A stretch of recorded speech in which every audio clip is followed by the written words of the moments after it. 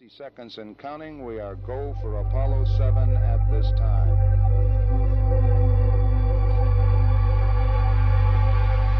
T-minus 50 seconds. The vehicle now pressurized and the vehicle is go as is the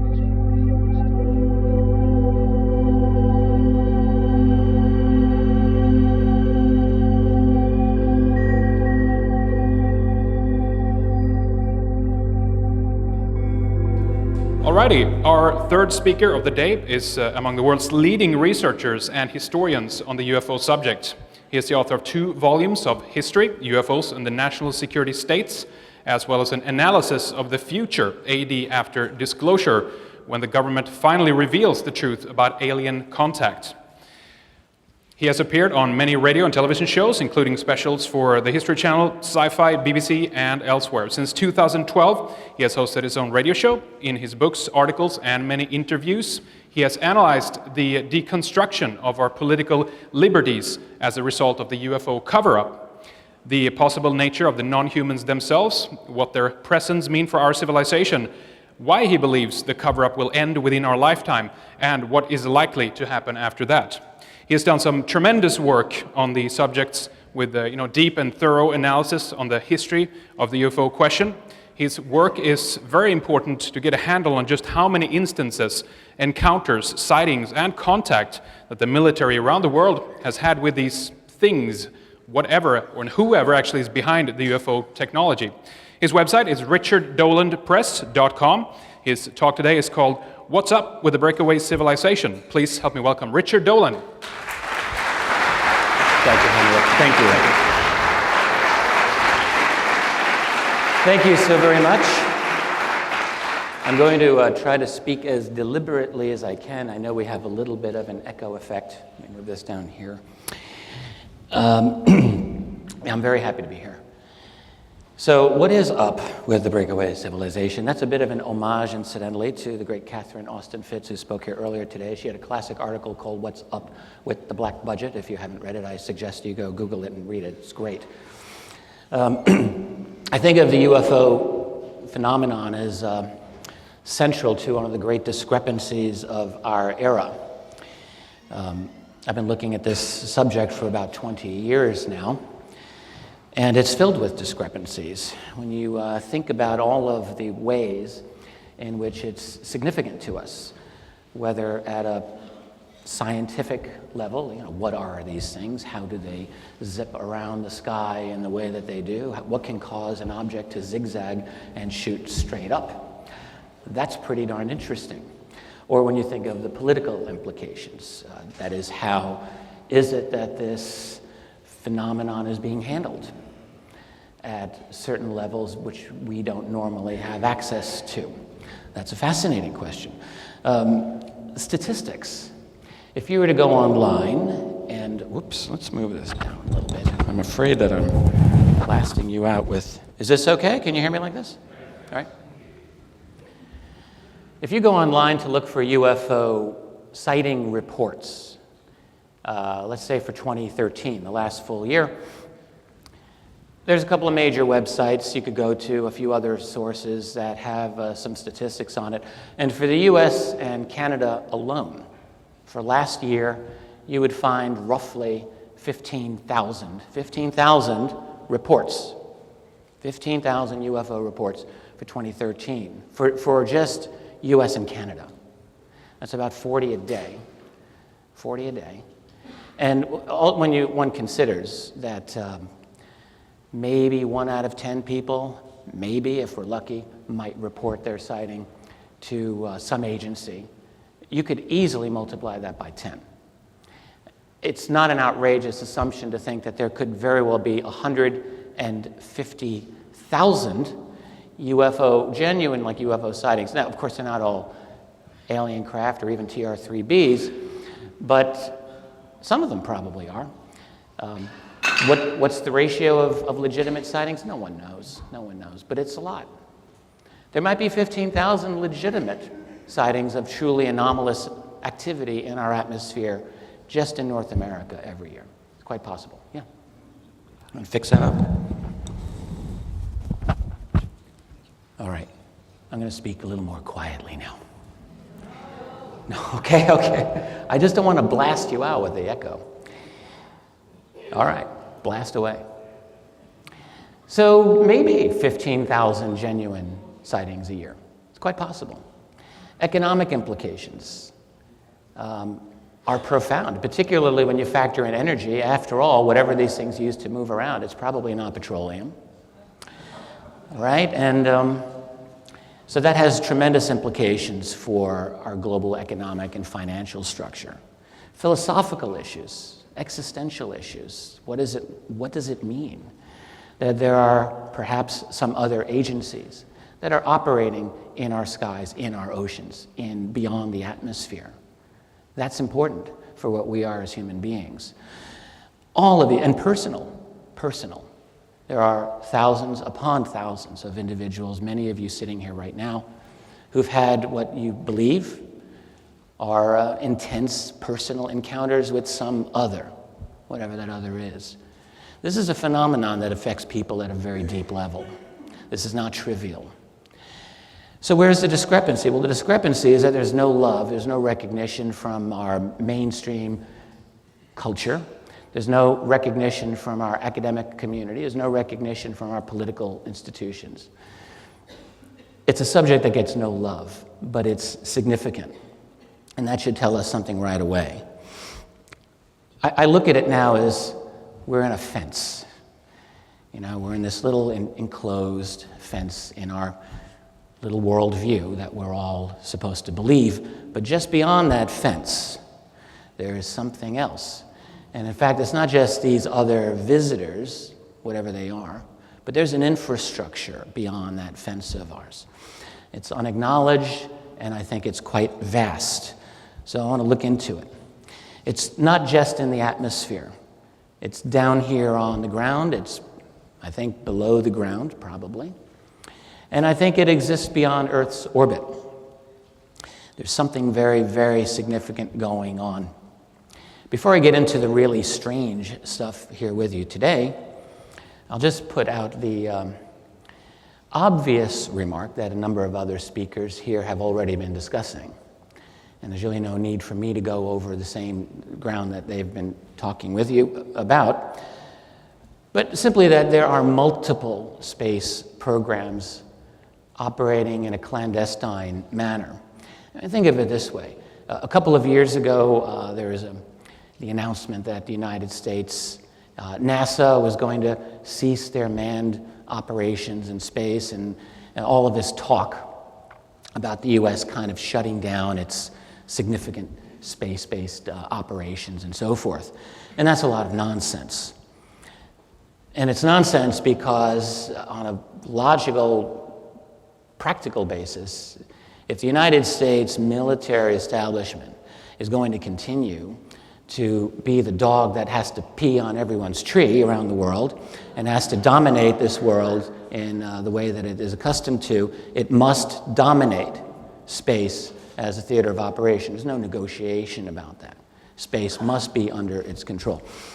And ipso facto, you must have a powerful presence of domination of space. That's not going to end, not voluntarily, not by them.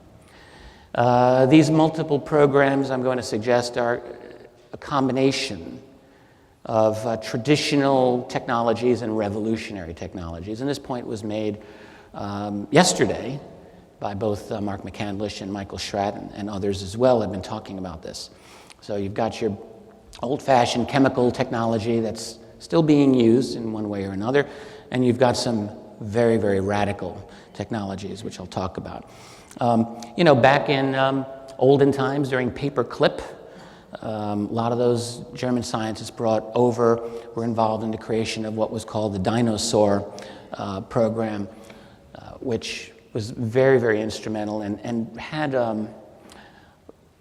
despite that it was supposedly canceled, left its own legacy and probably a secret space legacy that's been built on top of that. Back in the late 1980s, there was an announcement out of the blue in the New York Times that Vandenberg Air Force Base which had its own secret cadre of, I believe it was 32 astronauts at the expense of many billions of dollars, that was closed down because it was no longer practical in the aftermath of the Challenger explosion. And if you want to believe that, be my guest.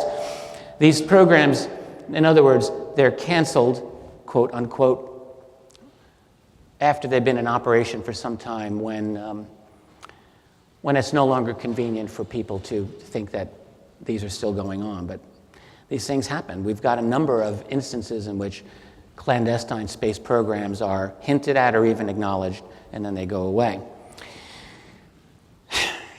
Now let's go into the land of the strange. Ingo, what do you know about the moon? This is a story, I'm sure some of you are familiar with it. I'm sure many of you may not. Ingo Swann, who recently passed away, was one of the top remote viewers in the U.S. intelligence community back in the 1970s and 80s. And by the mid-1970s, he was already a legend. And the reason he was a legend is because Ingo Swann remote viewed Jupiter before our first probe, our space probe, ever reached it. Ingo was bored one day. He goes to his boss, Hal Puthoff, and says, "I'm bored with remote viewing Soviet submarines all the time. Let's do something interesting." And Hal Puthoff said, "Well, what would you like to do?" And they decided he was going to remote view Jupiter in advance of our first probe out there. What Ingo Swann did is he identified, I believe it was 13 specific data points about the planet Jupiter, none of which were known at the time, one of which included the existence of a planetary ring. Pretty nifty. And it was shortly after that ring was confirmed. This made Ingo Swann highly coveted by all kinds of Black World projects and programs who then would ask him to do remote viewing work for them. So he gets a phone call from a mysterious guy named Axelrod one day who says, "I need you to be at the Smithsonian Institute in Washington, D.C. tomorrow at noon." Ingo was in New York City at the time, and it was a 2 a.m. phone call. He says, "Well, okay, I'll be there." Takes a train down there and has this incredible cloak and dagger experience with these two twins who are very military. They look identical to each other. They don't speak. They communicate by cue cards. They take him into a vehicle, a car, where they blindfold him. He's not happy about this, but they go. They drive and drive and drive. They get out. They get into a helicopter. They go somewhere else. They land. He's still blindfolded. They go to a building after walking an enormous distance, into an elevator, down, down, down, down, down. Elevator doors open. Blindfold comes off, and here's Axelrod. And he pays Ingo a lot of money for the week, and he says, "I'd like you to do some remote viewing for us." And the first question he says is, "What do you know about the moon?" Ingo Swann says, "Well, not a whole lot." "Okay, well, here are 10 coordinates. I'd like you to remote view them." Ingo Swann does, and what does he see? He sees structures. He sees buildings. He sees people or beings. And as he sees them, he says, "They're looking at me." Axelrod says, "Come away from there very quickly." He spends a week doing this. At the end of the week, he writes a detailed report about the efficiency of remote viewing, its strengths and limitations, and so forth. What was it that he was seeing on the moon? Well, it's not proof that he was seeing actual structures. I mean, remote viewing can be effective. It's not 100%. But Ingo Swann saw structures on the moon. And incidentally, it's my own opinion that the Axelrod operation was some form of counterintelligence. After all, let's just say you're not from here. And let's just say that your operation involves, among other things, telepathy, mind-to-mind communication. Just pretend it happened, because it might be the case. And these Americans are now creating this new remote viewing program. You might want to know how vulnerable you are. You might want to test these remote viewers. There's a lot of other things about the Ingo Swann-Axelrod encounter that lead one to that conclusion. But the point for here is that Ingo Swann saw stuff, artificial things on the moon, including the far side of the moon. I'll tell you another story that came to me, a conversation that I had with another scientist involved in the remote viewing program back then, Russell Targ. Many of you know of him, and I'm sure some of you know him. A number of years ago, I had a phone conversation with Russell was a nice conversation. At one point he said to me, "Richard, in the early to mid-1980s, I was tasked at one point to train remote viewers whose job was to remote view the far side of the moon." And these remote viewers were based out of Fort Meade, Maryland, by the way. So, remote view the far side of the moon. I said, well, Russell, why would they do that? Long pause. He said, "Why do you think?" So I said, "All right, I'll bite. Were they looking for E.T.?" He said to me, "Yes, they were going to look for E.T." I said, "Did they find E.T. on the far side of the moon?" He said, "I don't know. That wasn't part of my assignment." So I don't know if he knows or not, but I believe Russell Targ. So here's the early 1980s. You've got a clandestine secret program tasking remote viewers to remote view the far side of the moon. Why? Well, looking for E.T. Why would they look for E.T. if they had absolutely no reason to think that they would find E.T. on the far side of the moon, right? And so it goes. We've had testimony from some very credible people. This is Carl Wolf. Carl Wolf was with Stephen Greer's Disclosure Project, almost 15 years ago now. He's given some incredibly compelling, persuasive, consistent testimony about his own experience in 1965. He was a young guy, he had a top-secret crypto clearance at a Tactical Air Command at Langley Air Force Base in Virginia. On one occasion that year, he was assigned to an NSA facility. He thought it was NASA, because he didn't know what the NSA was in 1965.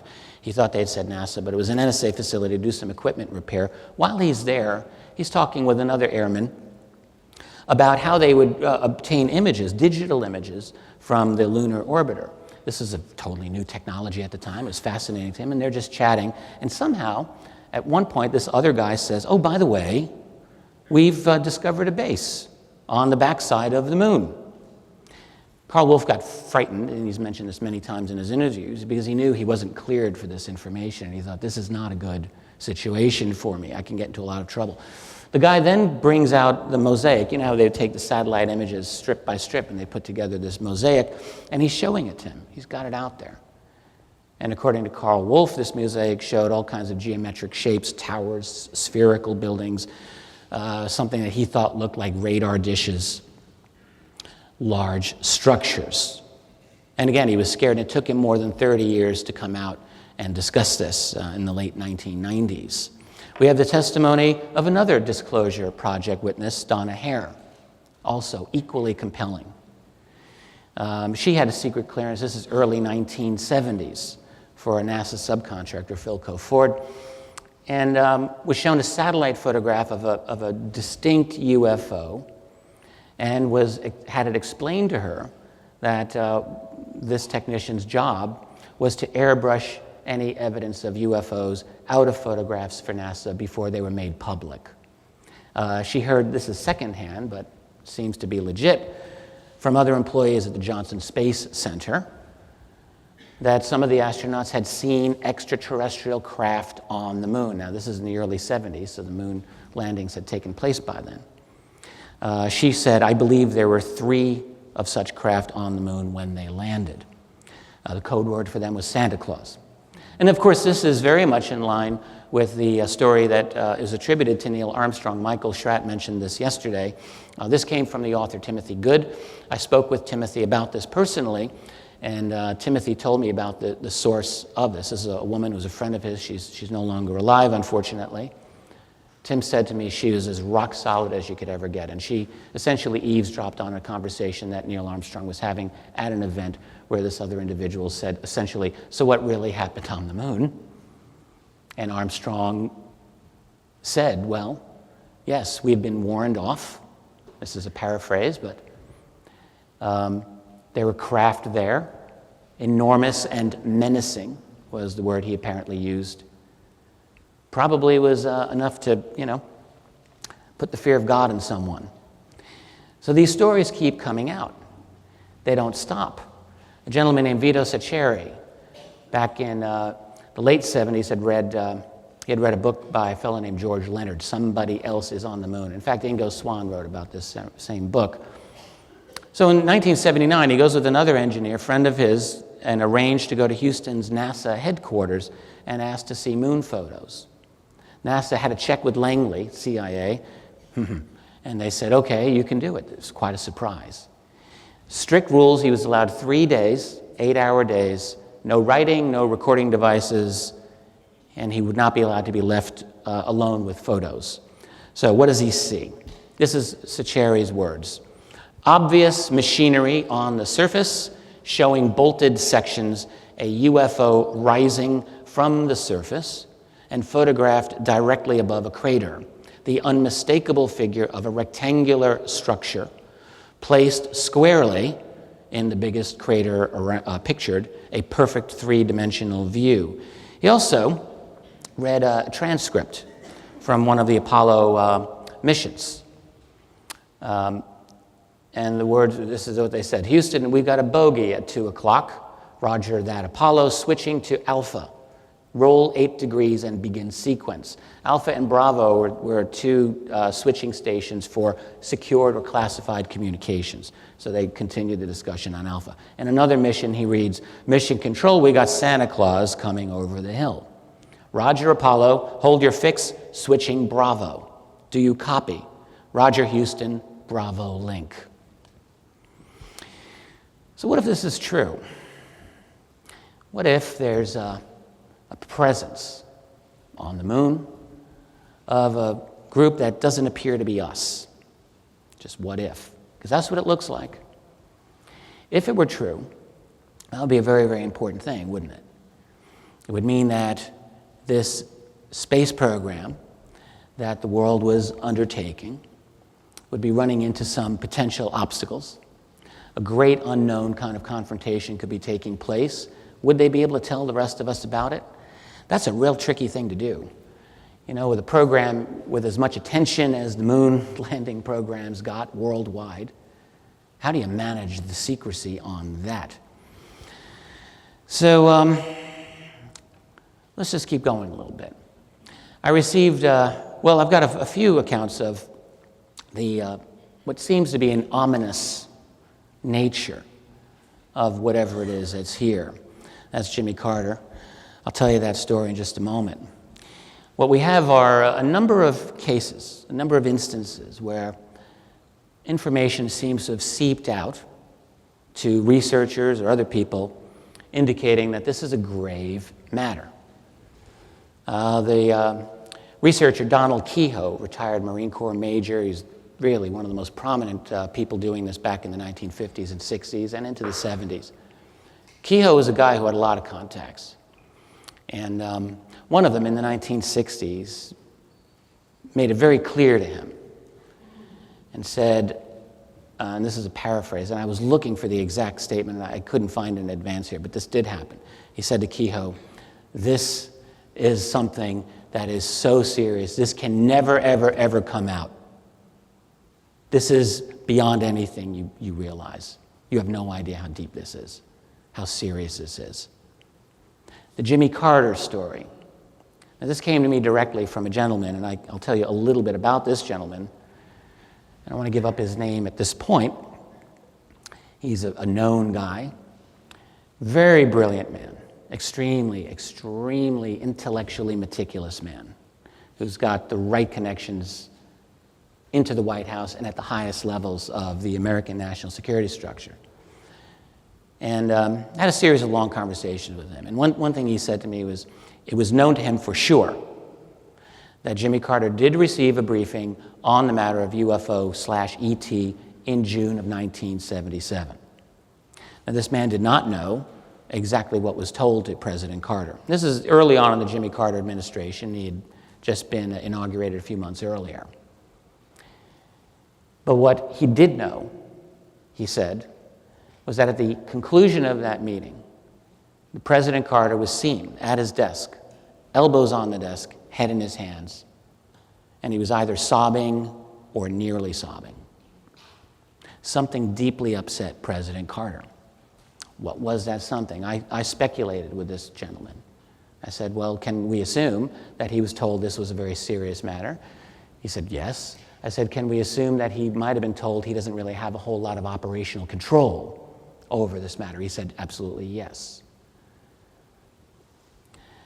Another story that came to me, and in fact we wrote about this, my co-author and I, in AD After Disclosure a couple of years ago, had to do with a man who was first administration of the Reagan presidency, comes into office as an undersecretary in 1981.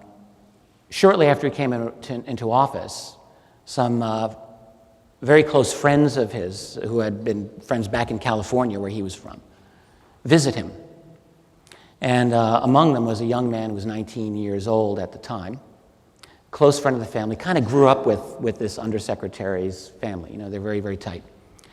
So it's now 2 a.m., a couple of drinks, and this undersecretary was becoming very, very upset and maybe a little loose-lipped. And he's talking one-on-one with this young man who's kind of like an extra son of his. And it came out that after he had, the first thing that he did as undersecretary is he spent 2 weeks at a very secure underground facility, being briefed on a lot of things, and including UFO ET presence on Earth. And all that he would say to this young man was that it was deeply upsetting to him. And the reason it was upsetting to him is that he had a daughter to raise in this world. No more details. We have a statement that came from Ben Rich, head of Lockheed's Skunk Works. And of course, Ben Rich, everyone knows who Ben Rich was. This came through a gentleman named Bill McDonald. Bill's still around. I've chatted with Bill many times. Bill talked with John Andrews, who was, again, mentioned, repeated a lot of times yesterday in the talks. John Andrews, very, very prominent, close friend of Ben Rich. The story is that Ben Rich told John Andrews that the public must never be told about the true reality of what's going on with this. It was unbelievable, he said. It was too intense, it was too powerful, it was too dramatic, too frightening. What would make these people have this reaction? What would be the most likely reaction? Well, one of the things that you would do, and in particular, if we would want to build what they have, they're clearly vastly beyond anything that we've got here. And in particular, if you've collected any of their material, would we want to be studying their technology? Well, I think the answer is obviously yes. I've been saying this for years to students who are interested in the black budget phenomenon, which is that if you don't really understand the centrality of the UFO phenomenon to the black budget, then you're missing a huge part of this picture. And I would not go so far as to suggest that UFOs are the only thing to create our black budget culture. But I would suggest that they were a key initiator in getting that whole culture started. Because when you go back to the 1940s and you put yourself in the position of the U.S. hierarchy, Harry Truman and all the guys around him, and they've got this utterly awesome piece of information that's dropped into their laps. This is right after the end of the Second World War. You've got completion of the most titanic struggle in global history just being done. Millions of homeless people, millions on the brink of starvation, a new Cold War erupting, and now you've got this. What do you do with this? Do you really tell the world? Of course you don't. You can't. A, you don't know who you're dealing with. B, you don't know how bad the panic's going to be. C, you don't, if you've gotten any technology, any freebies, you may not want to share it with rivals, and you may not want to share it with the general public, particularly if it's going to change your whole energy paradigm. That's a lot to think about, all in one fell swoop. No, what you would do is you'd get your best people around you, and you'd say, we're going to figure this out. We're going to put our team together, and we're going to find out how to study this technology. We're going to find out how bad the public panic might be if we revealed this. We're going to find out who these other beings are, and all of the logical questions. And then we're going to find out a way how to fund covertly all of the research and development that will be necessary to study this phenomenon and to implement the correct security measures as well. All of that. And as I think we can all recognize, secrecy develops its own momentum, its own profit, its own bureaucracy, its own reason to be. And then the next thing you know, it's got you, and you have no escape from it. And the longer it goes, the more difficult it becomes to let this secret out openly without your whole house of cards falling down. There was a researcher back in the 50s, 60s, and 70s and 80s, but really Leonard Stringfield got the ball rolling with crash retrieval phenomenon with the publication of that book, Situation Red. That was in the late 1970s, very beginning of the Carter years.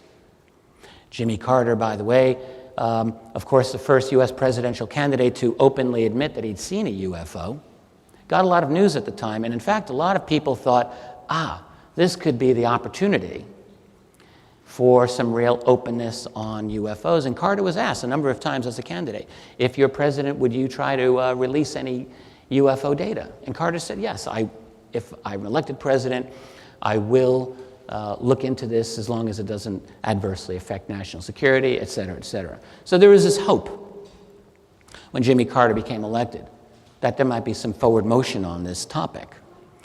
At the same time, Stringfield publishes this book, and this book referred, at least part of it, referred to possible retrievals of non-human technology.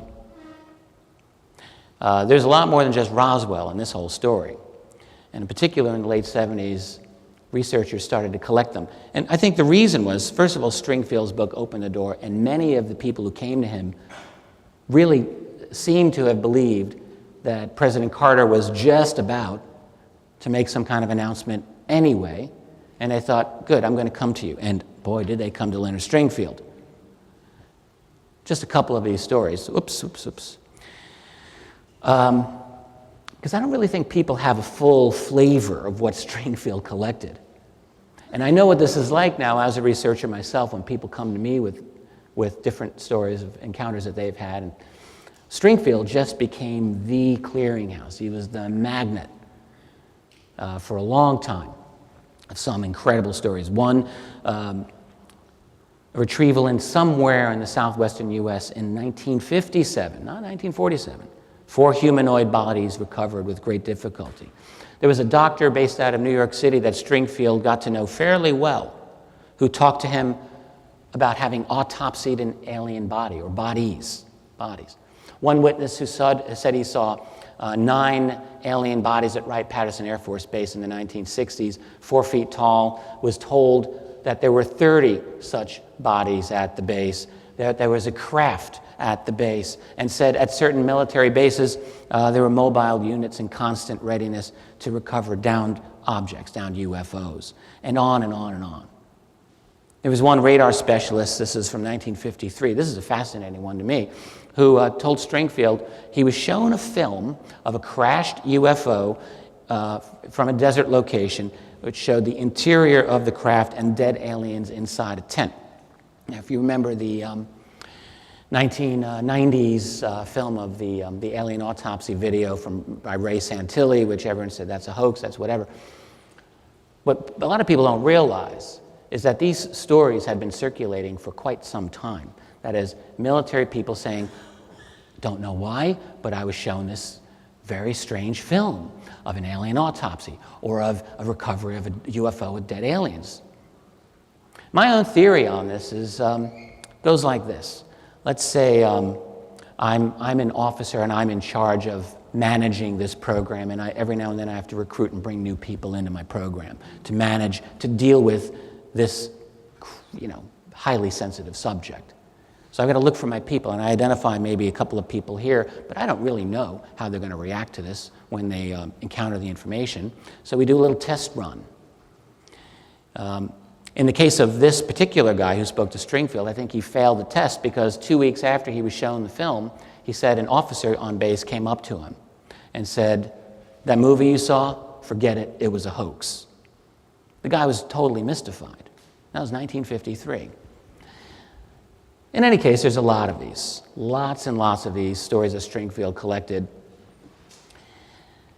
But wait, there's more. One of my favorite, and I think one of the most important stories in all of UFO research has to do with these 3 individuals right here. Wilbert Smith, Robert Sarbacher, and Dr. Eric Walker. Wilbur Smith was a kind of a genius. He was a Canadian scientist who was in the bureaucracy of the Canadian Department of Transportation. Kind of a mid to upper level guy there who just happened to be fascinated by the flying saucer phenomenon back in the 1950s. And on one occasion in 1950, he was down in Washington, D.C., and met up with, through the Canadian Embassy, had a couple of interviews with some prominent Americans, including a mysterious scientist. And Smith wrote about this in a classified memo at the time to his bosses, at which he said that he was told that the UFO subject was the most highly classified subject in the United States government, rating higher even than the H-bomb. 1950, the H-bomb was about as high as you would go. This was higher. So that document was released many years later after Wilbur Smith had died, and no one really knew who he spoke to until another researcher named Arthur Bray went through the Smith papers and found Smith's handwritten notes from that meeting in September 1950, and he saw the name Robert Sarbacher, Dr. Robert I. Sarbacher. Well, Sarbacher himself was a brilliant young scientist with the defense establishment back in the 50s, very well positioned. And it was Sarbacher who had said this to Smith. Sarbacher, in the early 80s, when all of this was found out, was still alive. And a number of researchers got to Robert Sarbacher, who then sung like a canary, confirmed everything that Smith had said, and then wrote a 2-page, single-space typed memo to another researcher in which he really laid it out. He said, yes, I was very aware of crash retrievals, of exotic technologies coming from these other beings. He said the word was that they seemed to be constructed something like insects. This is a letter from 1983. This letter made the rounds in the intelligence community, by the way. Well, it didn't end there because more research, and Sarbacher died like a year after this. He didn't live much longer after this whole thing came out. Before he died, he gave the name of another guy, another top scientist who was involved, he said absolutely was involved in this, and that's Dr. Eric A. Walker. Who is Eric Walker? Well, Eric Walker was more than just the president of Penn State University, which is not a bad gig to have, but Eric Walker was the head, the chair, of one of the most elite defense think tanks in the country, the Institute for Defense Analyses, the IDEA. And this was written about at length, incidentally, in a book that I was lucky to be able to publish for the authors Grant Cameron and Scott Crane. It's an excellent book. You can look for this. They did a great analysis of this. In any case, Walker was found, and he first spoke in 1987 about this, right after the MJ-12 documents were released, and all of this messy controversy about their authenticity was being discussed. Whatever reason, who knows why, Eric Walker thought, I'll talk a little bit about this. And he confirms to the researcher, yes, he was involved in these meetings. Yes, there is a group like Majestic 12. He says, I've known about them for 40 years. He says to the researcher, you'd better back away from this. You're getting into stuff you have no idea. The researcher says, no, I do, and I'm doing this because I believe in it, et cetera, et cetera. Walker says, you have no idea. It's a series of fascinating discussions. Shortly after this, Walker decided to shut it down. He just avoided everyone because I think he realized he'd probably said too much. It's a heck of a lineage there of conversations that gives us more reason to think something's going on. Journalist James Goodall, very well known among some UFO researchers. He was not a UFO guy per se, but he certainly knew a lot about it. Did a lot of work as a journalist with people involved in Groom Lake, Area 51 region, all of that, classified technologies and so forth. Long before the world heard of Bob Lazar, James Goodall was working the same turf. It was his own conclusion, this is back circa 1990, that there were at least 8 black programs flying out of Groom, not counting the B-2, not counting the known classified programs that had come out, but beyond that, including a silent flying triangle. So we're talking, 25 years ago or more. One of his guys at Groom, who was there for 12 years, Goodall says, do you believe in UFOs? Guy says, absolutely, positively they exist. Can you expand on that? No. Guy later said, and this is a quote that I think everyone should know about, "We have things in the Nevada desert that would make George Lucas envious." And one of his other sources, this is from 1985 or so, said, "We have things out there that are literally out of this world, better than Star Trek or anything you can see in the movies." Goodall says, "Can you expand on that?" The guy says, "No." There's an interesting article I just saw about a week or so ago by a fellow named Harry Howard. I need to check in more into him, but he seems to have been an intelligence officer who briefed the very famous General George S. Brown during Vietnam. Basically, it was his own analysis, his own take on the subject, that the black triangles are an integral part of the secret space fleet. He says, absolutely, they obviously exist, and certainly they do. And again, another book that I was fortunate to publish about a year ago by David B. Marler, really the definitive study on flying triangles, called Triangular UFOs, An Estimate of the Situation, lays out just how powerful this evidence is for the reality of truly revolutionary triangular UFOs. They don't behave in any way like ordinary aircraft. They're out there. Well, this is Howard's conclusion. Calls them the greatest development in the history of mechanical devices since the invention of the wheel. Well, maybe. It's an interesting analysis, and I think I rather like it. And you can look it up, called Black Triangles, Cornerstone of the USA Space Fleet. So here's the problem. So if we create these revolutionary technology, whatever they're based on, free energy or some kind of electrogravitic propulsion system, isn't that really going to totally transform human society? Wouldn't that totally, or at least largely, liberate humanity in so many critically important ways? And let's just think about some of these implications. Free energy, or some version of energy that's significantly better than pulling petroleum out of the ground, the source of nearly every significant war that we've been having for the last century or more. I think it'd be a very, very liberating experience for humanity. But won't it also challenge the current structure of wealth and power here on planet Earth? That's a problem for these people who are sitting at the top of the human food chain, and they're not necessarily willing to rock that boat. So what does this require? It's a system that requires, A, black budgets. Catherine earlier today talked at length about black budgets. Black budgets are more than just your classified federal tax dollars at work. Black budgets are more than simply, U.S. citizens paying for military programs that they have no knowledge about, they have no control over, that are doing God knows what, with the barest, thinnest veil of a pretext in their name, which is, of course, not on their behalf at all. It's more than that, because if you need to, raise secret armies, overthrow governments, illegally rig elections, or build a secret space fleet, you're going to need a lot of money. You're going to need a lot more money than simply federal tax dollars. And you also want money that's not so easily trackable and traceable that you don't have to answer to. So where do you get that money from? Well, you get it through financial shenanigans, financial fraud. You get it through narco-trafficking money. Narco-trafficking is probably a top 5 industry in the world, probably.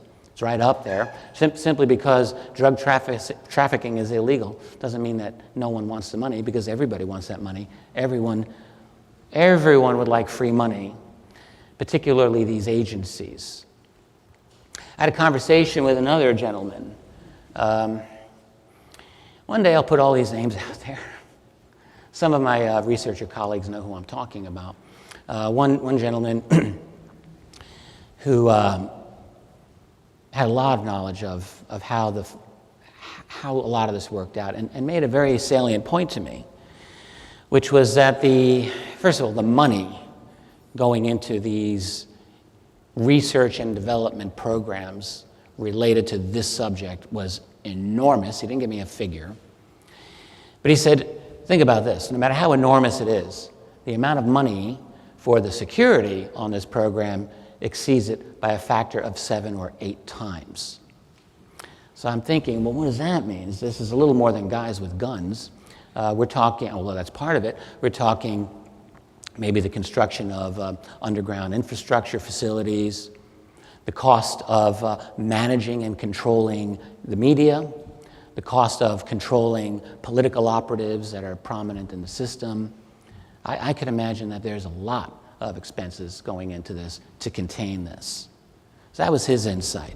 So you need black budgets. And what that, of course, requires, what that means, is at least constitutionally, in terms of legality, in terms of what this country likes to tell ourselves what we're supposed to be, this is a complete overthrow of what the United States is supposed to be about. This is a fundamental moment where accountability must not be open. It must not be transparent. Rightly or wrongly, I think wrongly, these people decided that this topic is vastly too important to be able to entrust to the general public. It's too serious, it's too dark, it's too threatening from their point of view. So you create black budgets and you essentially create a coup d'etat. That's what it is. It's a silent coup that takes place. And it took place by degrees, but fundamentally it took place, I would say, in the 1940s. And it deepened and deepened and deepened. As a result, obviously, financial corruption. It's more than just black budgets. It's an entire manipulation of the global financial system to hide this reality. There are a series of labyrinthian-like financial cutouts, phony offices and offices nested within other offices within others, so that even the greatest accountants in the world would have a hard time figuring out the paper trail. And of course, when you get into a situation like that, you got a lot of free money for everyone who's able to just plunder at will. So it's a situation where it's not simply they're all on the up and up saying, well, we have to have this secret program so that people don't know. No, it's a situation where, yes, we'll have this secret program that people don't know about, and let's rob them in the process. So that's been going on since this whole thing started. Tremendous, deep corruption in which, of course, blackmail is the norm. And again, I'm referencing Catherine here, but she's talked quite eloquently about this a number of times. The fact that if you get to a certain position of power in this country, or I would assume any country, but in this country, you'll end up having a sit-down with NSA or CIA or FBI, and they will tell you, they will know, they've got the goods on you, and you'd better behave, or they'll destroy you. They'll make it very clear. These politicians, they may get into this field because of idealism at one point or another, but they very quickly learn if they get any kind of power whatsoever, they are owned outright by other interests. And that's what they have to work for, and they're controlled.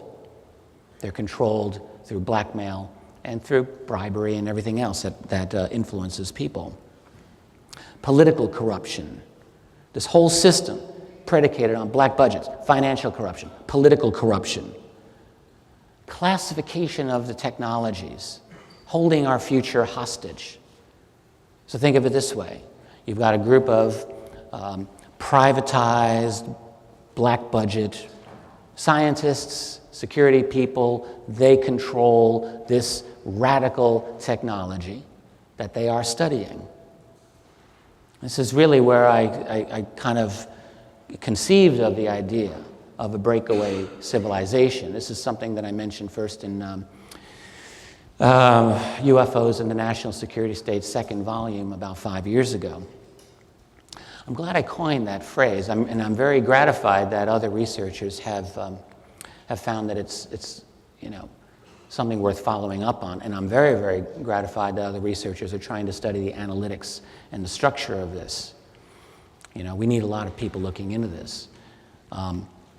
In any case, what happens with these classifications of the technologies is, let's say we're part of that group. We're the scientists. And we come up with our breakthroughs. We'll come up with, yes, money makers, better integrated circuits, lasers, fiber optics, and the rest. Those are nice ground floor investment opportunities for sure. But we may come up with something a little bit niftier than that. We may come up with electrogravitics that actually work, something that can give you true gravity reduction We may come up with a new form of energy, better than petroleum. Of course, we can't let the rest of the world know about that. That's off limits. We wouldn't be allowed to, because our bosses, the private interests that fund our operation, would say, no, no, no, can't do that. So what would we do? We would simply classify those technologies, and there are thousands upon thousands of classified patents along these lines in the US. And one of the gentlemen in this research field, Thomas Vallone, worked at the US Patent Office for years, and he's spoken about this at length. Tom Vallone's one of the best experts on electrogravitics out there as well. So you've got a whole series of classified technologies that are off limits to us. And as I say, it holds our future hostage. So if you were smart enough to come up with your own version of electrogravitics, and you wanted to patent it, I think you'd have a hard time getting that thing patented. You'd be running into some classified stuff.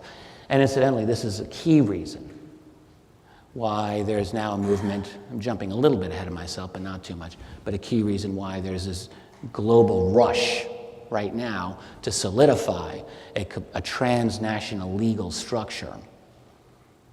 You know, not just NAFTA, not just the transatlantic free trade agreement with Europe, and not just with the TPPA, the Trans-Pacific Partnership Agreement. The whole thing's coming into place right now. And one of the key things that they feel that they must do is nail down intellectual property rights, so that if some genius person in India or China or some other place comes up with a nice electrogravitic system, that too says, no, no, no, you're going into classified territory, proprietary. That's the whole point. You classify it to keep that fence around us in place for as long as possible and as strongly as possible. But you have to do more than that. This whole system requires a comprehensive approach. It requires control over the media, and I mean total control over the media. Significant total control. So, sure, you can allow, some cable station to put out a UFO documentary that talks a little bit about this. It's best if you get the kind of he said, she said documentary where you put a little bit of one side of out there, and then you bring in a couple of skeptics, and they say, no, that's all nonsense. That's being objective, they like to think. And they'll put a little bit of that out there for the people, because they know people are becoming more and more interested, because we're living in a totally revolutionary era right now. But over the main media, over the establishment media, that's totally controlled. We all know this. It's funny, when I started researching this subject exactly 20 years ago, I'm sure many of you remember, it was a much harder sell, even then, crazy as it sounds, but it was a much harder sell to convince people that our media was as totally controlled as it is. I don't think it's a hard sell anymore. I think we've kind of gone through all of that. I think most people, even people beyond this room here, even people beyond those who may be watching this on YouTube, they know that there is a vast control over media. And one of the reasons, not the only, but one important reason that this media must be controlled is for this subject. It's essential. Not only the presence of others, but the fact that we have been developing a profoundly advanced infrastructure that is being kept away from ordinary people. Media must be controlled. Global totalitarianism. I've been thinking a little bit about this lately, and I think my opinion now is that it is seen as a necessary component of maintaining this system of secrecy. You can't just have it as a partial thing. You have to have total control. We've moved into a global world. We're trading with each other every single day around the world. We're all relying on each other in critical ways every single day around the world. So you must have a system in place, they feel, of having total control. A totalitarian system, literally totalitarian. And this is exactly what's being planned for. It's exactly what they're working on. In short, this system must be predicated on everything that we're seeing in our world today. We're seeing the results of it now. Which means that there's, from that point of view, there's no way that those people who have got control over this secret, there's no way that they can ever undo secrecy over this program, not in their opinion. And this is why for years I've characterized disclosure as a paradox. You know, I've always said it's impossible, but on the other hand, I continue to maintain that it's also inevitable. But the reason it's impossible is partly because of what I've just described to you here. This is very deeply entrenched in our world, and you know, it's one of these things where when I look back on my 20 years now in this field, how astonished I am at the journey that I've gone through, in the sense that I started out 20 years ago with a very simple question.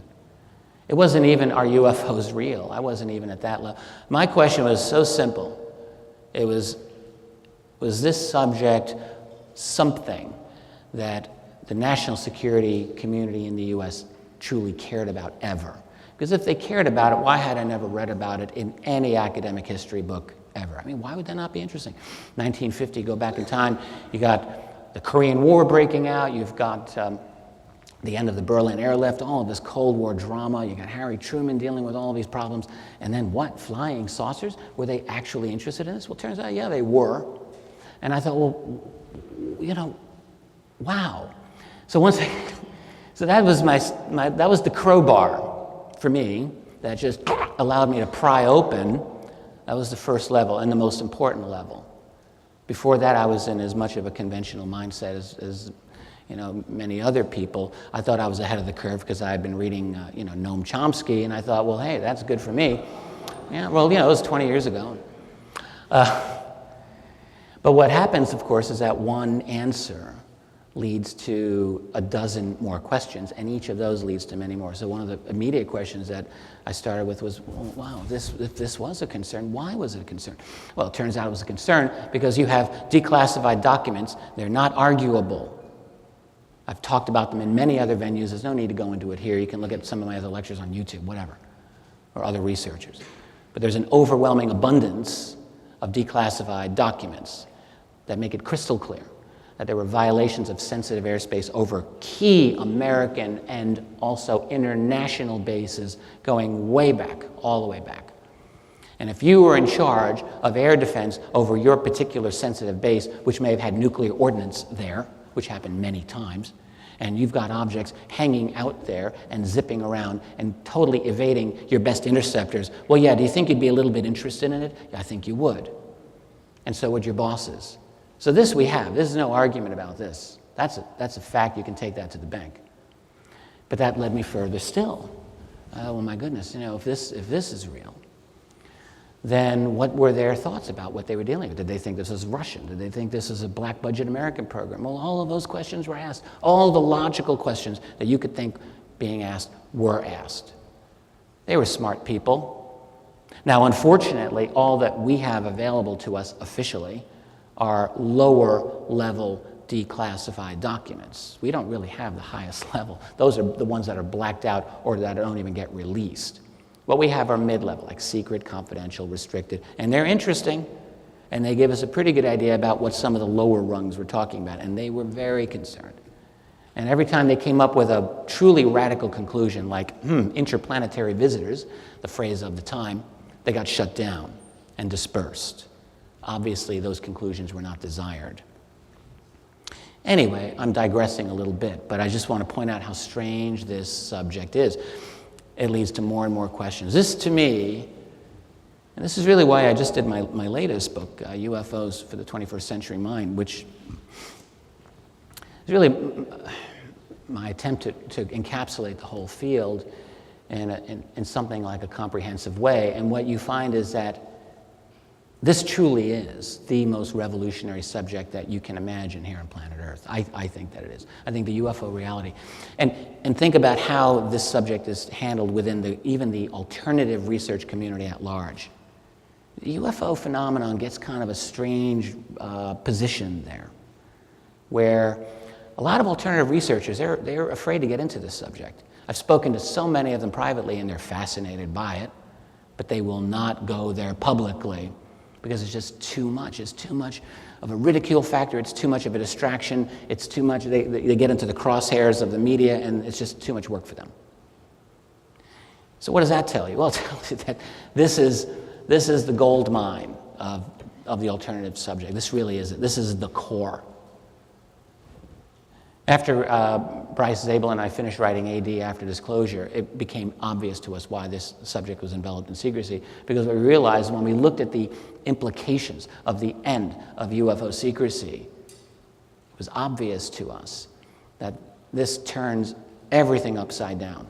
Everything upside down, whether you're politics, short-term or long-term geopolitics, your science revolutionizes your science, will cause probably a political revolution. You think of Occupy Wall Street. How about Occupy Area 51? Occupy Wright-Patterson Air Force Base. I mean, right. You think it wouldn't happen? Of course it would happen. Of course it would happen. Once this ever came out, there'd be a lot of angry people who would be thinking, hey, wait a minute, you really lied. What's the status of these black budget programs that must obviously exist? And on and on and on. And what's the structure of the secrecy? How are you able to hose us over for so many years and lie to us and steal our money for so many years? I mean, there's people who have a dog-like obedience to authority who would never, ever, say boo about it, and they think, well, our leaders know best, but there's a lot of people who wouldn't be like that. There'd be a lot of people who'd be very angry. So this whole system is so unstable right now. It's so incredibly ready to just go, that, well, we're on the verge of seeing something big. So that's why it's a paradox. The secret keepers will never voluntarily give this up. They have way too much to lose. Way too much to lose. On the other hand, as I've often said, they're not the only part of the equation. And the biggest dynamic part of the equation, frankly, is us and all of you sitting here in this audience.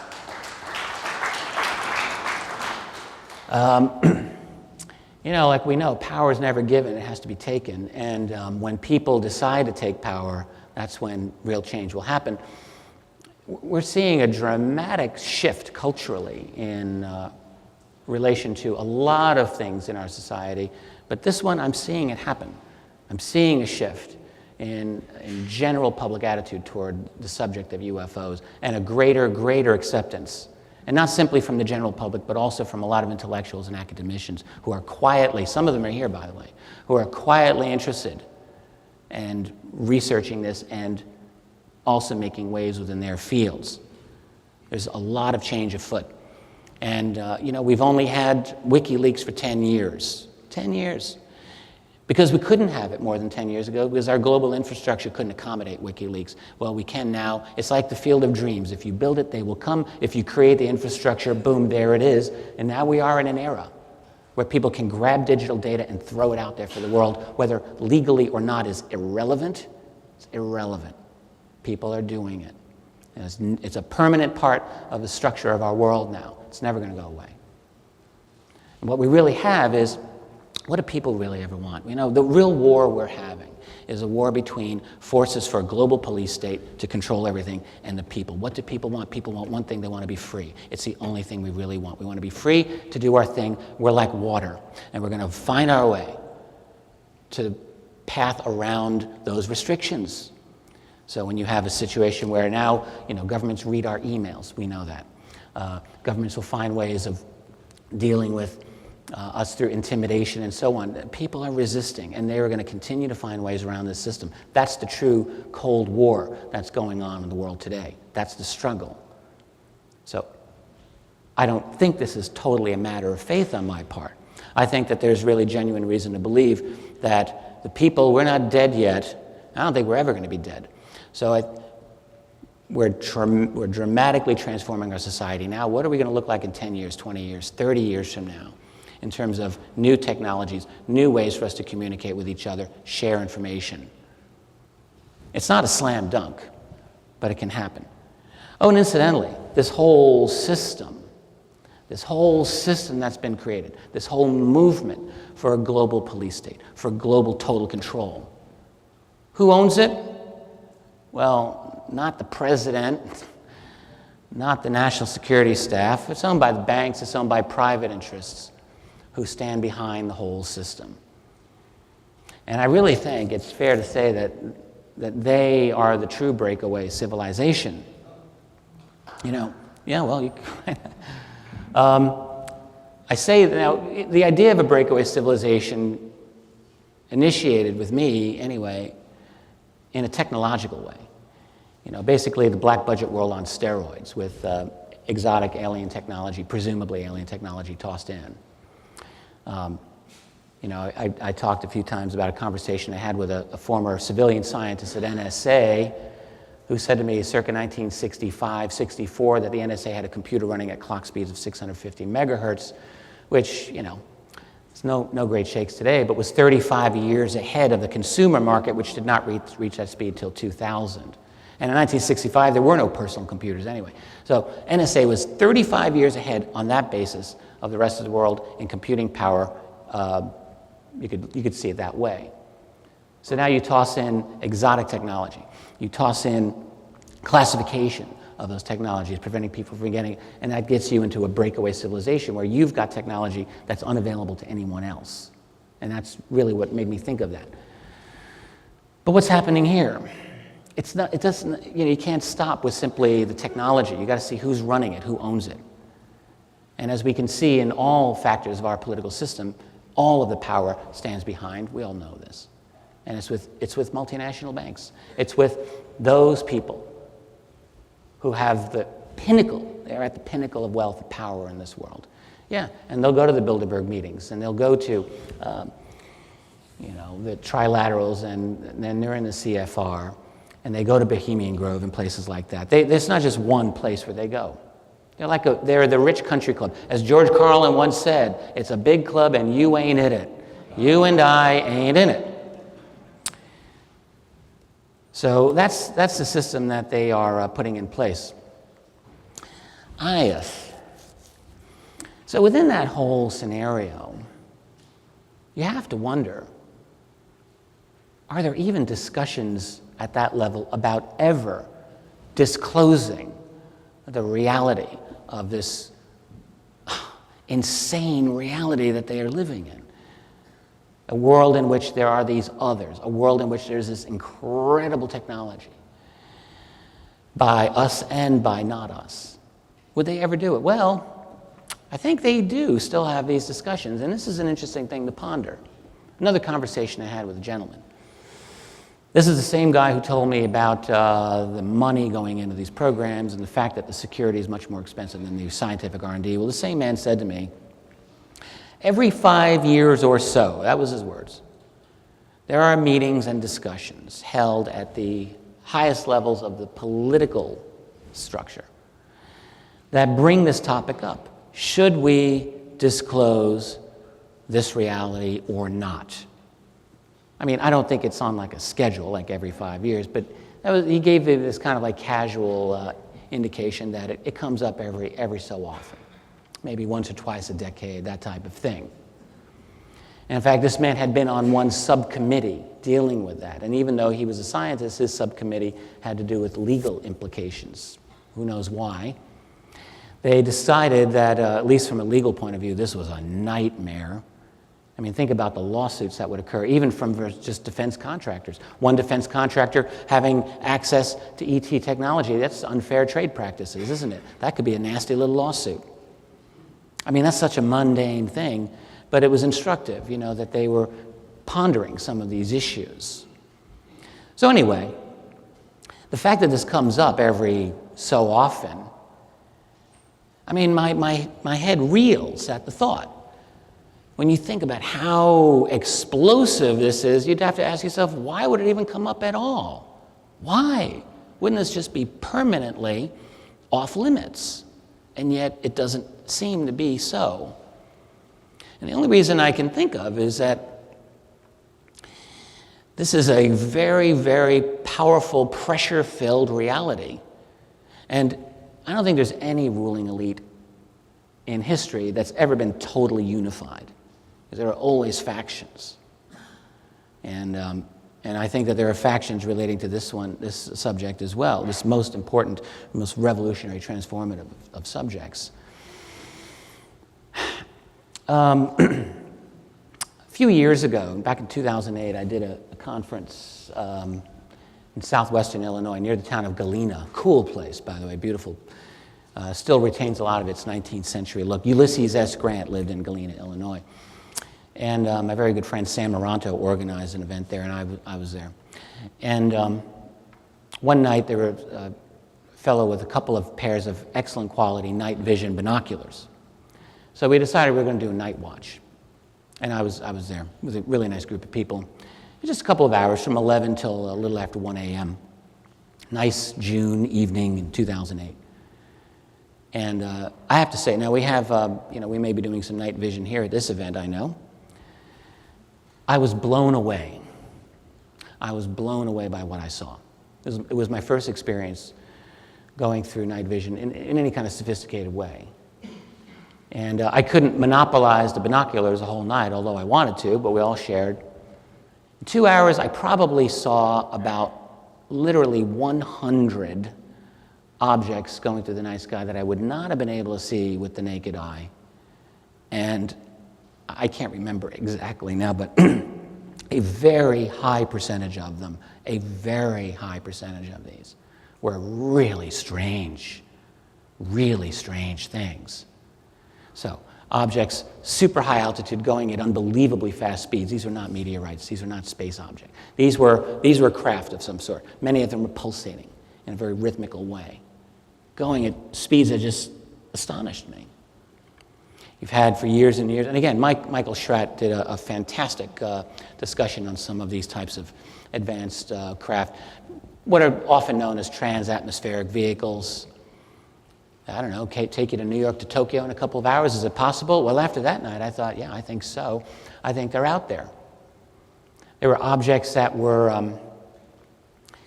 seemed to be maneuvering. It was hard because we weren't recording anything, and you're watching with, through these binoculars, and sometimes they're moving kind of quickly. What I can tell you is, it was like, that movie, They Live, where you put the special glasses on, and you see the reptilian people behind the mask. Well, it was kind of like that, except that's what night vision does to the sky. It allows you to see a vastly different reality than what you would see, even on a clear night. You can see much, much more. And so that really got me, that had certainly got my attention. I'm going to show you just a couple of night vision clips here. This one was also from 2008, December, from Fremont, California, here out on the West Coast. I only included like a 30-second clip, and this includes what certainly appears to be a triangle. I'm going to start it now, and hopefully we'll be good here. There we go.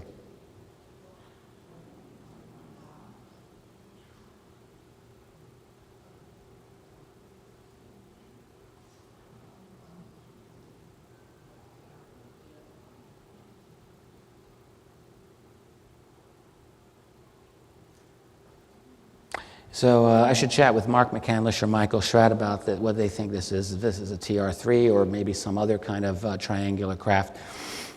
It's something that's not supposed to be out there. That's a picture of it. That's a pretty good shot. You can see what it is. It's very, very clear. Maneuvering. I just did a fascinating, nearly month-long tour of Canada. Did a 12-city lecture tour that just ended a couple of weeks ago, and we ended up in Vancouver. I went from Halifax on the East Coast, 4,000 miles in an RV where you feel every bump along the way, ending up in Vancouver. It was a great adventure for me, and I'm glad I did it. The folks in Vancouver, they got a fascinating group of interested people out there, I'll tell you that. Some very, very good researchers, a lot of experiencers, witnesses, and just a lot happening out there. Of course, it's a beautiful city, and hey, if I were an ET that looked a little human, that might be a place I'd like to go, for sure. But there's a lot happening there. I had a long conversation after I came home with a Vancouver guy who does a lot of night vision there, too. And I'm just going to show you a couple of his clips. His name is Charles, you're going to see this in a moment. Look at this. Charles Lemeroux. You can see a hole in the middle of this thing.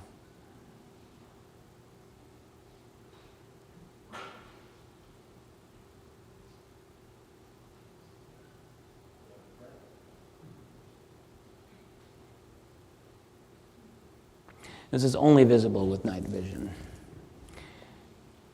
And this is a little speeded up so you can see the movement of it a little more easily.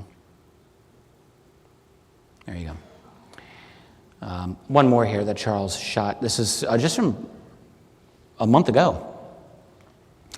Don't know what this is. It looks like an orb. He was convinced that what you're about to see was not like an insect or not a close object. This is, I don't know for sure. I don't know what this thing was, but you can take a look here. Watch this thing.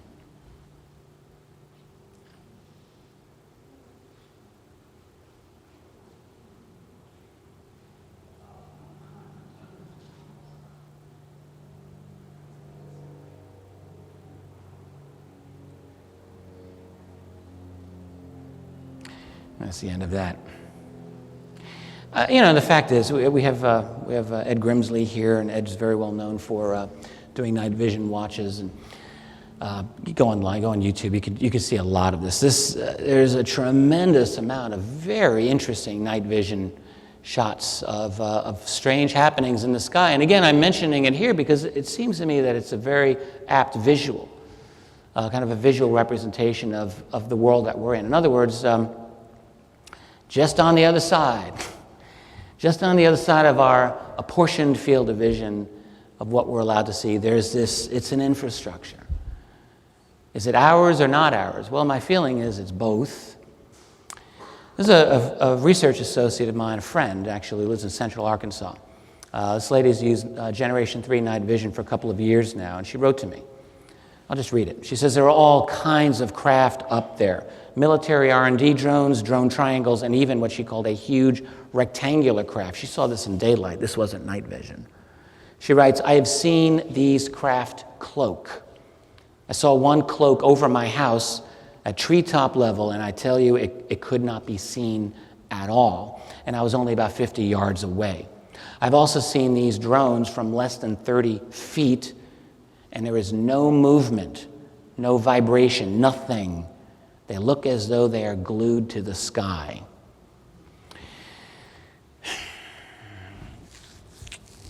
But there are anomalies not simply all around us, right next door to us. And by the way, that individual, I know her fairly well at this point, and I consider her a very reliable, very conscientious person. A couple of interesting anomalies. Some of these are somewhat well known. This is on YouTube. It's a very quick clip. I wrote about this in one of my volumes of history. This is the STS-51A sighting. This is 1984. And you're going to see a spherical object come toward the camera and go up. Here it is, and you'll see it in reverse.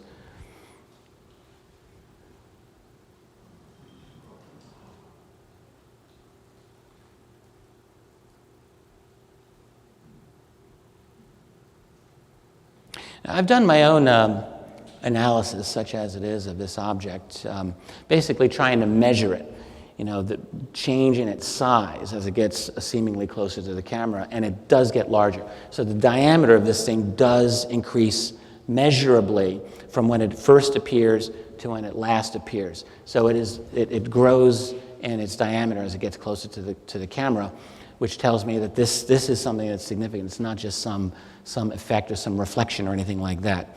A couple of years ago, I had a discussion with about this object with Dr. Bruce Maccabee, who's an optical physicist and one of the more established experts in photographic analysis, video analysis of UFOs. And Bruce was kind of non-committal about it. He said, yes, it's interesting. We don't know what it was. It could be a reflection or something like that. But I don't think so.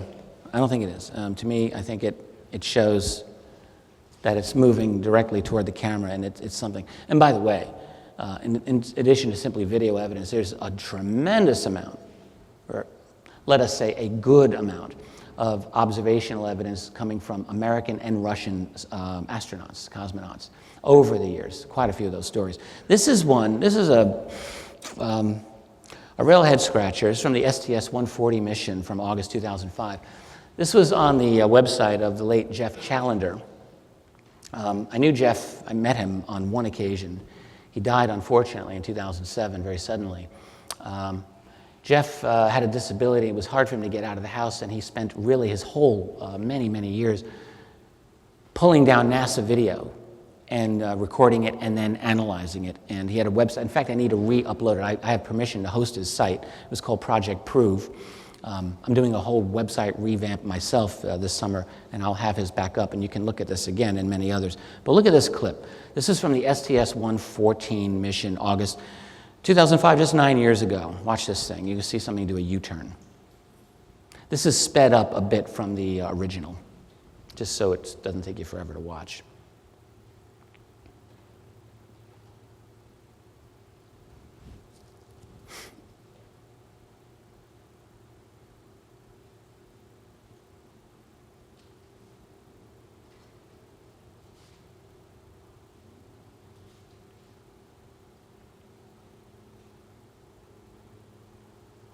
And by the way, it's Earth below.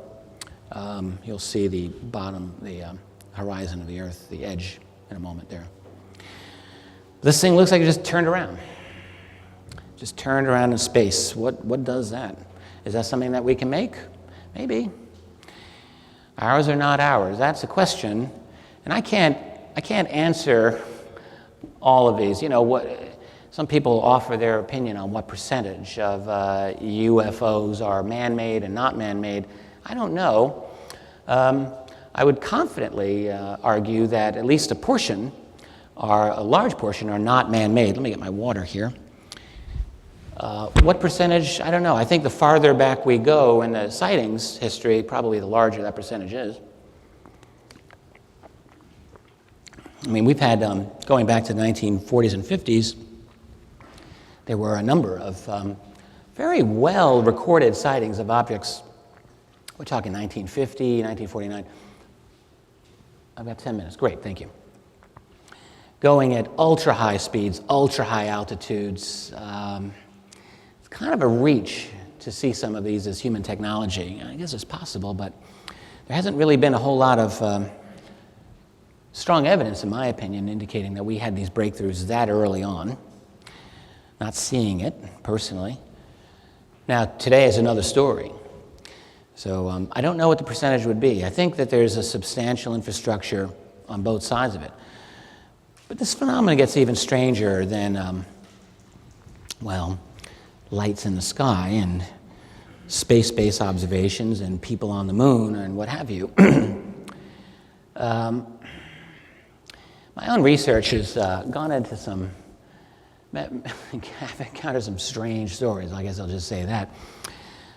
People come to me who've had encounters, or what appear to be encounters, with people who are not normal people. I've talked about this once in a while. I'll tell you one story. Woman grew up in western Pennsylvania in the 1960s in a tiny little town. Everyone knew everyone, especially in church, which is where this woman was on one occasion with her mother. Mid-1960s, she was in her mid-teens.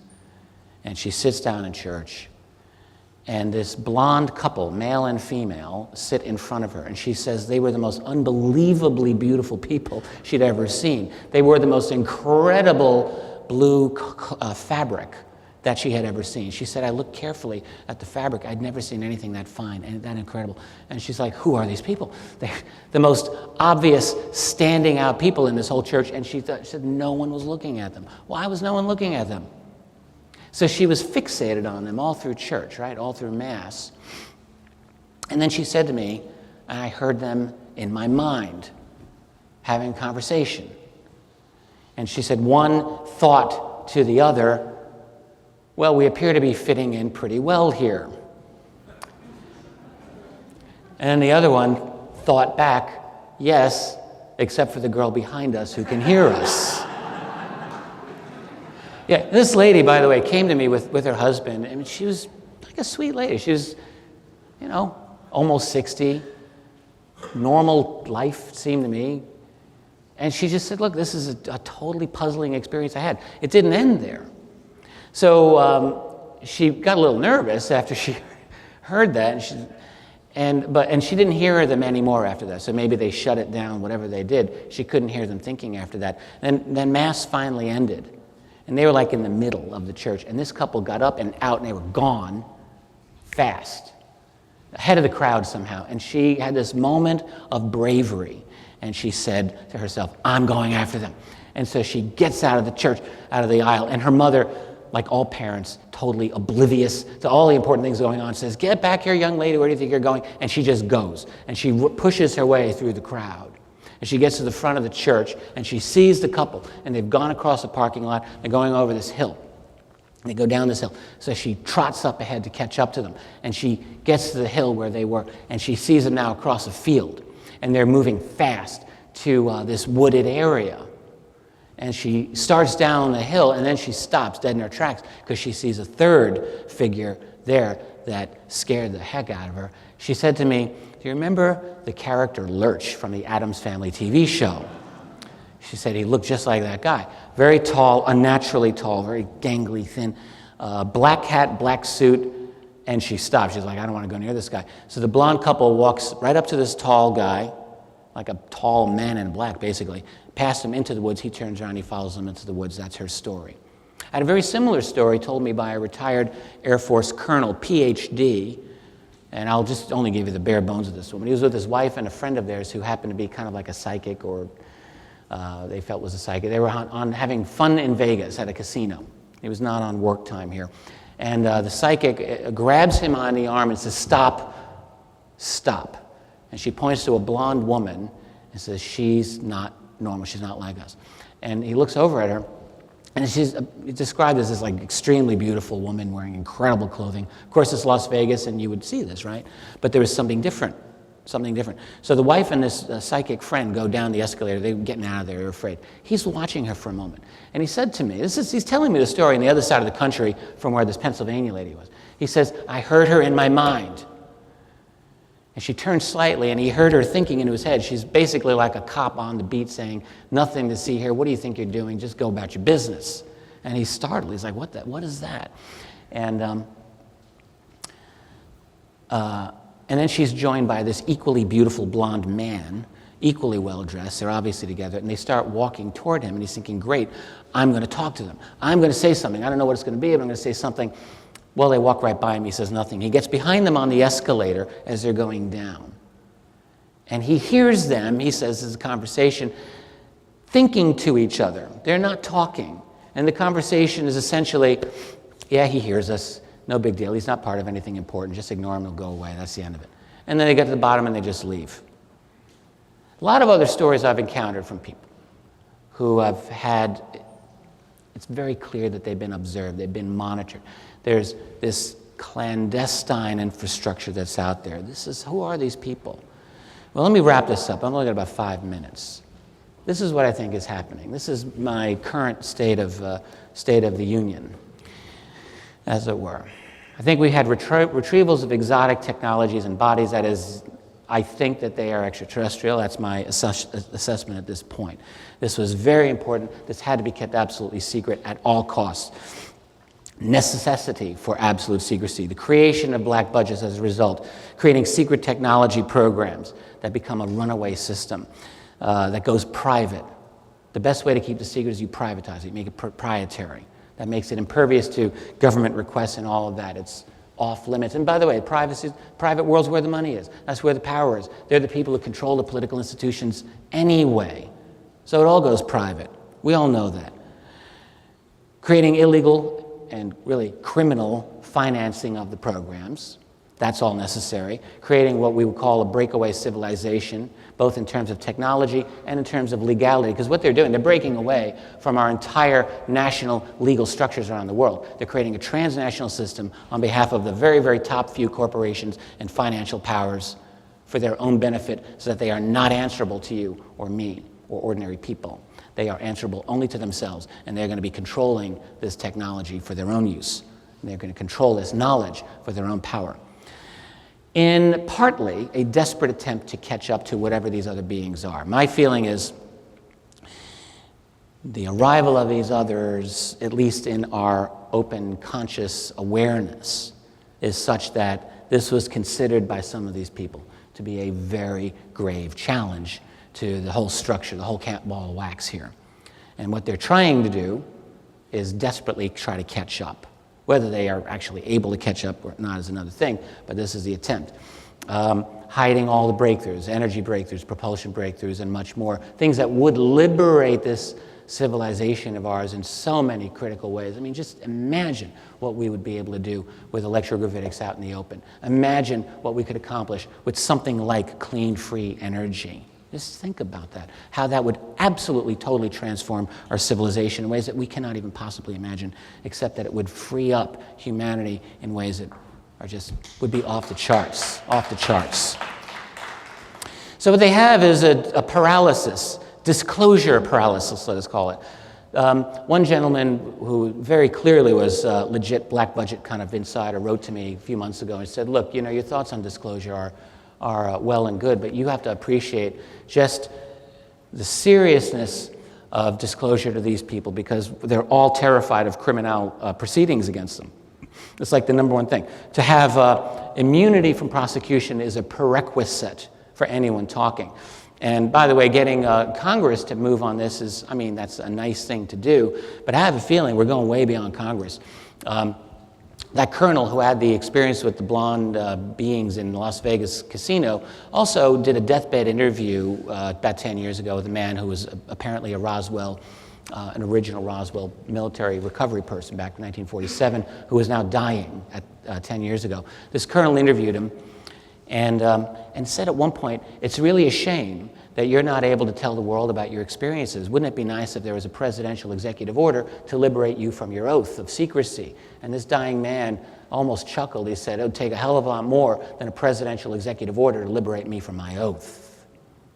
So you take that for what it's worth. These people are at such risk.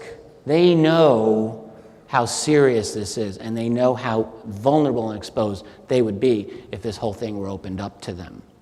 If this whole thing were opened up, and where would they be? I mean, some people would want to defend them, but a lot of people would want to imprison them. But they're not just afraid for their own sorry behinds. They're terrified. The people who own them are really terrified, I think, of the whole global transformation. This is big stuff. And we down here, we little plebes, we want the change. We know it's going to help us. Those people at the top, they have no incentive. I'm sure they feel they have way too much to lose, and they, like the managers of this program, might be liable to some blowback. What are their goals? Just about wrapping up here, so I think I'll finish on time.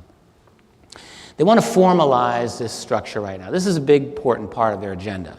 So, creating NAFTA and GATT and TPPA and TAFTA and all of these, it's not simply to consolidate financial control over the world. Yes, of course they want to do that. But they're trying to consolidate their independence from national laws, so that you and I do not have the ability any longer to legislate, to have any kind of legislation that's meaningful to them. They don't want that. They're trying to create transnational, corporate-friendly legal structures. As I said before, they want to enforce intellectual property rights and hence no free file sharing, no bill. I almost feel like an evangelist for 3D printing at times. I really believe that 3D printing can revolutionize our world. I've been saying this for a little while. 3D printing. You can download a 3D design and you can print off a nice little coffee mug or a little iPhone case or whatever. Well, future generation 3D printers are going to be a lot better than that, for sure. They'll do mixed materials. They'll do printed circuit boards. They'll do organic materials. Think about it 10, 20 years from now. Will you be able to 3D print some smart person's device for an energy, like an energy harvesting device, what we call free energy, that would allow you to go off the grid? Yeah, I think so. I don't see why not. Do that. Think about how much freedom you'll have. Well, what's being put into place right now is a transnational legal structure to prevent things like this from happening. And it's a race. We're in a race right now. So before everything becomes completely consolidated, preventing us from making these breakthroughs, we're racing against the clock and for our technology to allow ourselves to make some of these breakthroughs. I think we're going to win. What are their other goals, though? They want a goal of total surveillance. They're doing that. They want a goal of total intimidation. You will continue to have the right to bitch. You're not going to have the right to do a whole lot more than that. That's the sum total of your freedom of speech these days. organizing. And the thing is, when people know they're being surveilled, whether they're through email or on the street corners, it does have an intimidating effect against a lot of people. Not everyone, but a lot of people who would ordinarily protest are not going to protest because they're just afraid. And that's the whole goal. It's intimidation, it's control, it's surveillance. And the other thing they want to do is turn the web into TV. We're seeing this now with the arguments over net neutrality. We're going to continue to see these arguments over the coming years. That is the attempt to create a multi-tier system of internet that's going increasingly to work against independent alternative research sources on the web.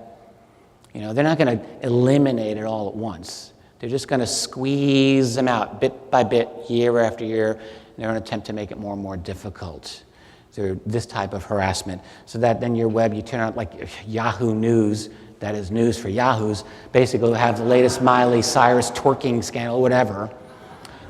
I mean, they do this for a reason, of course. They have to distract you. They have to make you, basically the whole point of that is to make you sit down and shut up and maybe bitch a little bit and let off some steam every now and then, but that's essentially it. So the web, they want to turn into just television, spoon feed, like back in the 1980s when, you know, we had Full House to watch and great shows like that,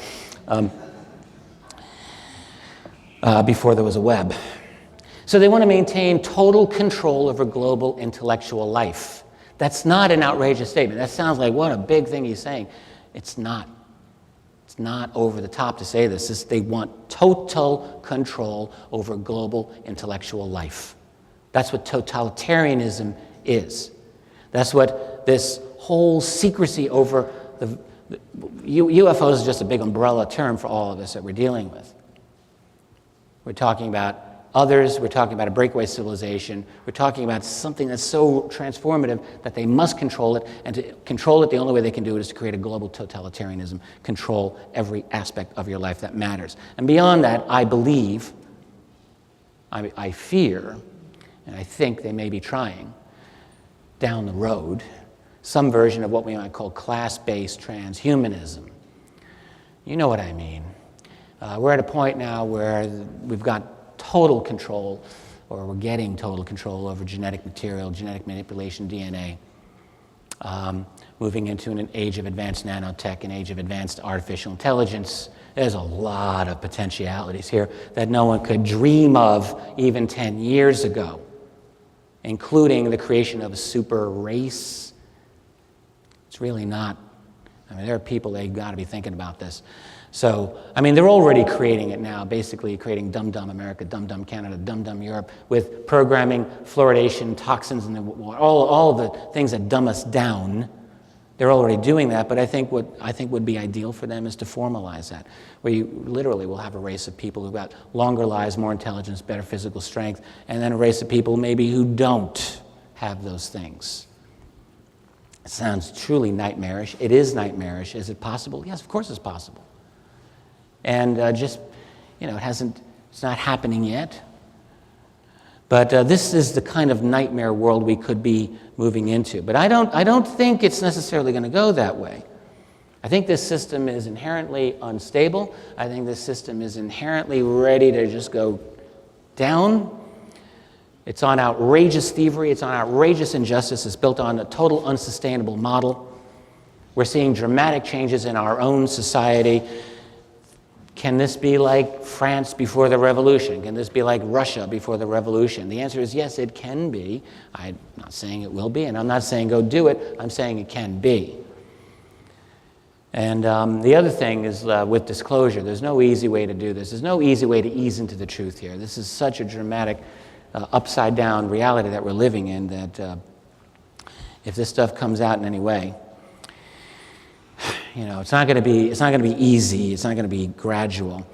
One thing that I would just ask you to think about before I truly wrap this up is ask yourself a question: will we ever be able to deal with whoever these other beings are, who I think appear to be interacting with humanity in one form or another here on Earth? You know, it's a quiet enough of a presence now, but you talk to someone who thinks that they've had an experience and ask them how easy it is for them. Not everyone's had a very positive experience. Some have had positive experiences, others have not. A number have not. I've been thinking about how we win lately. I was very fortunate to be part of the citizen hearings on disclosure organized by Stephen Bassett, who's here today.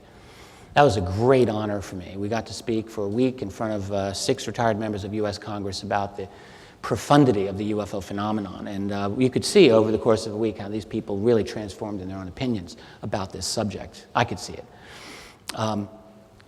Political action is something that we must continue to employ in a way to create change in this world. But increasingly, I'm hesitant to engage in like any kind of invective against the powers that be or establishment, because really all that I think that's going to do is just cause a kind of a reaction and a closing of ranks. What I think a better model for me, the more I think about it, is creating a culture of change. And I know that sounds a little wishy-washy, but just hear me out here. Think about a guy like Oscar Wilde, who a little over 100 years ago spent his last years in jail because he happened to be gay and happened to be in a situation where his society said, that's abominable, that's an abomination, right? So we go from that through the 20th century. And how did that transformation in our cultural attitudes about people who happen to be gay take place? It's mainly by having a few brave people deciding to come out, and they had to come out before anyone else did, and they just said, screw it, I don't really care, this is who I am, you got to accept me. And they were role models for other people who then came out, and who then came out after them, and more and more and more. And the next thing you know, hey, we're in a different culture. And the next thing you know, within a space of 15 years, America's attitude on gay marriage totally flip-flops from 70-30 against to like probably, I don't know, what is it, 80-24 now, whatever. You know? It's a total rapid sea change.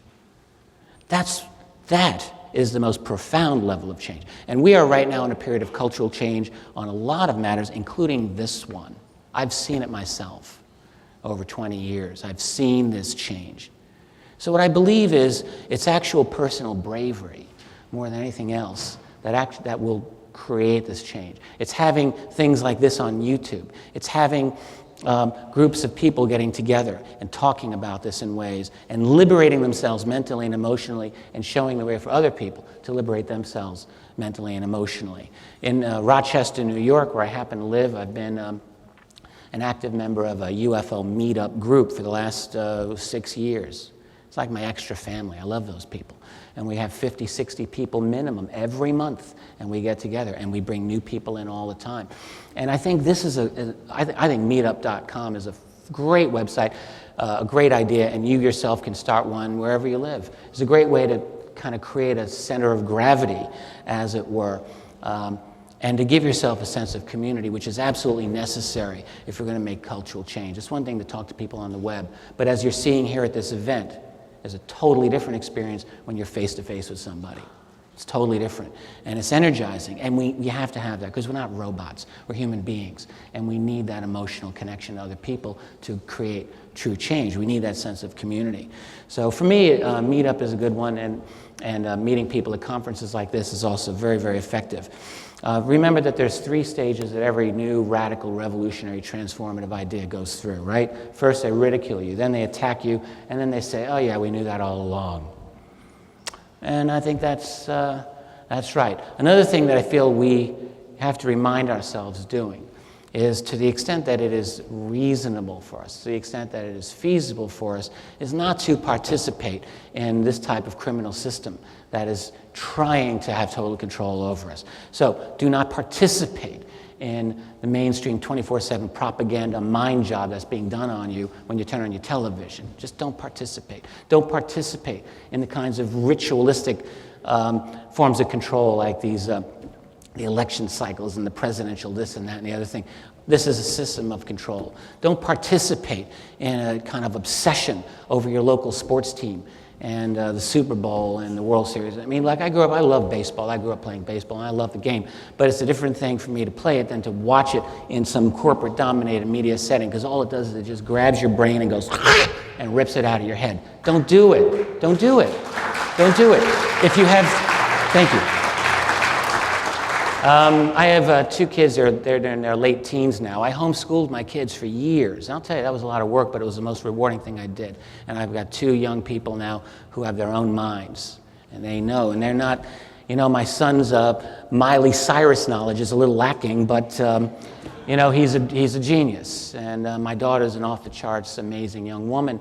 They think for themselves, and I'm a believer in homeschooling. I just think doing things to allow a certain level of independence from the control system. This is what we want to keep this in mind to the extent possible, and showing other people that it's also possible. And being brave about this subject is very, very key. Well, I think I was supposed to end my lecture a minute ago, but I just want to. I'm amazed that I came as close to the target as I have. I'm going to be available at my table if you want to chat with me about this afterward. I'll be signing some books, and I'll certainly be available at the across the way there. I just want to thank you so very much for your time here today. Thank you.